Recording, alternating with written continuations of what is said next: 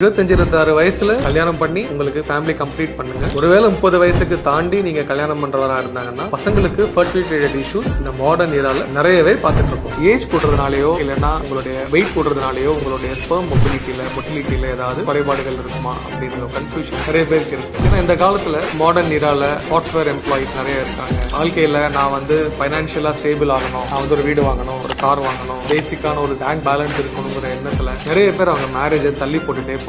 So ஒரு 22-23 இயர்ஸ்ல இருக்கிற ஸ்பெர்மோட மொட்டிலிட்டி அண்ட் குவாலிட்டிக்கும் 30-35ல இருக்கிற ஸ்பெர்மோட மொட்டிலிட்டி குவாலிட்டியும் இந்த காலத்துல பெரிய டிஃபரன்ஸ் வருது. ஸோ 2023ல நார்மலா இருக்கிற ஒரு பேஷண்டோட ஸ்பெர்ம் அனாலிசிஸ் 28-29ல அவங்களுடைய ஸ்பெர்ம் சைஸ் 0 வர்ற மாதிரியான கண்டிஷன்ஸ்ல இந்த காலத்துல நம்ம பார்க்க ஆரம்பிச்சோம். அதுக்கு ஒரு ரீசன் ஸ்ட்ரெஸ் இருக்குன்னு சொன்னாலும் bad lifestyle choices, smoke பண்றது, இல்லைன்னா ஆல்கஹால் யூஸ் பண்றது, இல்லைன்னா ஒபிசிட்டி, நிறைய ஜங்க் ஃபுட் சாப்பிட்டே இருக்கிறாங்க, நிறைய ஃபுட் ஆர்டர் பண்ணி சாப்பிட்டே இருக்கிறதுனால பாடி வெயிட் பத்தி யோசிக்காம பிசிக்கல் ஆக்டிவிட்டியே இல்லை. இங்க இருந்து பக்கத்து கடையில போய் டீ குடிக்க இருந்தாலும் 2 வீலர்ல போறது, இந்த மாதிரி எல்லாம் யூஸ் பண்ணும்போது உங்க லைஃப் ஸ்டைல் சேஞ்சஸ் எல்லாம் நிறைய மோசமாக வெயிட் கூட பாடி ஃபேட் கூட டெஸ்டோஸ்டெரோன் லெவல் குறைஞ்சிட்டே வரும், ஸ்பெர்ம் மொட்டிலிட்டி எல்லாமே குறைஞ்சிட்டே வரும். ஸோ அதனால சின்ன வயசுல கல்யாணம் பண்ணிக்கோங்க. அப்படி இல்லைன்னா ஹெல்த்தை கவனமா பாத்துக்கோங்க.